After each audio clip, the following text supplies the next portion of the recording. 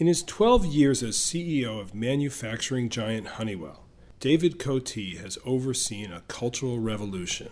The former TRW chief executive introduced a code of business conduct called One Honeywell, which emphasizes customer focus, intelligent risk-taking, effective communication, diversity, and teamwork. The results have been impressive. Cote and team have met what many outsiders were calling ambitious performance targets when the blunt-spoken New Hampshire native announced his company's 5-year strategic business plan in 2010. As he reveals the details of the conglomerate's new 5-year strategic plan, it's clear why the analysts and investors, surveyed by Institutional Investor, singled out Cote and members of his senior management team, making Honeywell one of America's most honored companies. Getting everybody on the same page is an important part of what you have to do when you've got 130,000 people in about 100 different countries.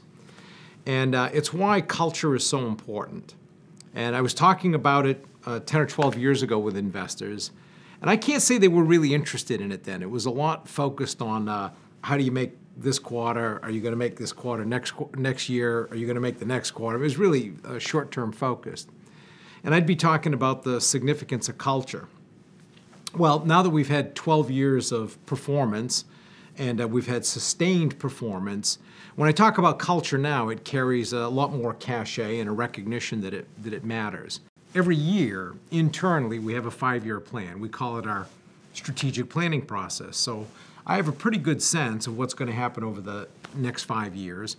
And with the exception of the 2008 strategic plan, when we had the 2009 crisis, basically every year, whatever we said in the previous 1, 2, 3, and 4 years, we had exceeded. So when I was in 2010, I already had a pretty good handle on where things were going to go in 5 years. The part that bothered me was that externally we were getting zero credit for what I thought we were capable of doing. So I decided I was going to make that strategic plan, that strap as we would call it, public and say, here's where we're going over the next 5 years. My point was the next time I issue a 5-year plan, you'll be able to say, gee, he did the last 5-year plan. He did all the plans he talked about before then. Maybe we should give him the benefit of the doubt on this next 5-year plan, which is where we were able to get to yesterday. And I think there was a lot of recognition that when we said something, it was actually going to happen this time. It was kind of a nice change from what I experienced in 2010. We go through a pretty rigorous strategic planning process, and it's also caused me to have a lot of faith in the numbers that we do pull together to say that these are very doable. So I used that same process this time. That didn't change. The thing that was different this time is I included the potential benefit from M&A, mergers and acquisitions, which I had not done historically. And I always just kind of looked at it as we would tell them what we were going to do organically, and then say, by the way, we have a lot of cash that we can also deploy to benefit the share owners. And I assumed that they would imply what that potential value was. Well, that didn't quite happen that way. So I thought this time I should be a little more direct about what it could mean potentially. We intend to grow sales about 4 to 6% a year organically over the next 5 years.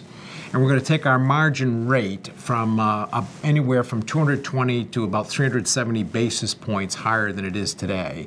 And that'll take it to about 18.5 to 20% on a segment profit basis.